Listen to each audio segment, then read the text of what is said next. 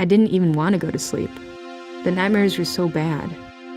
That image kept coming back to me. I didn't want to remember it, but there it was. I felt like I was right back there in the middle of that horrible day.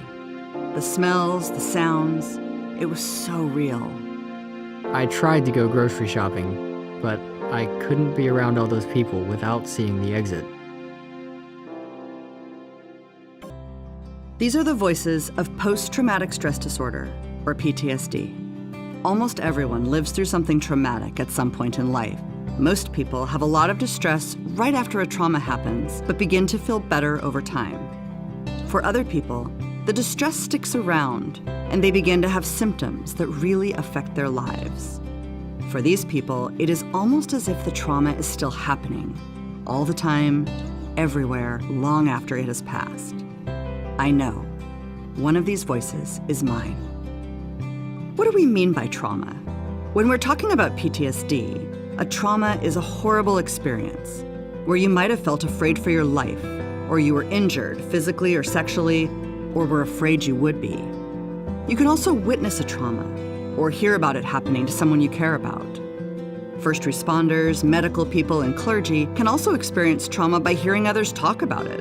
For me, it was combat.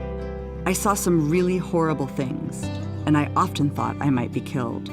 PTSD develops in some people and not in others. Everyone experiences horrible things differently, and everyone reacts differently, sometimes for years or decades after the event. If you experience post-traumatic stress, it does not mean you're weak or that you can't handle hard things.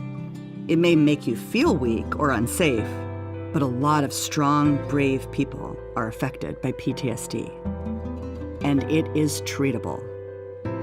Your provider might think about a diagnosis of PTSD if you've lived through something awful and if you have some specific symptoms for more than 1 month. Intrusion or re-experiencing symptoms. This is the memory of the trauma coming back.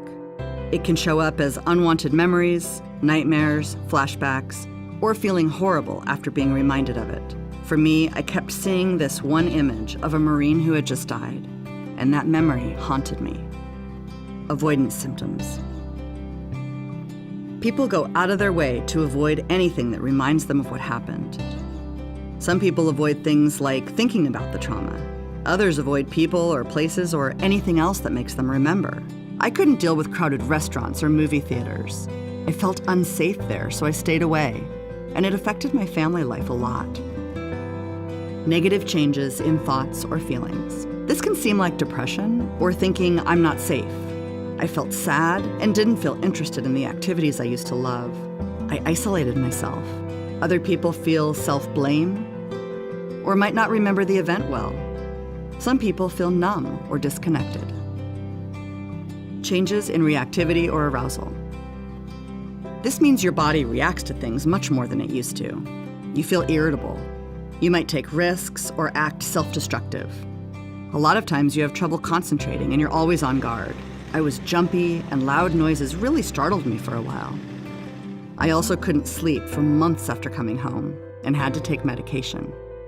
PTSD makes people feel horrible, but I found a way to ask for help.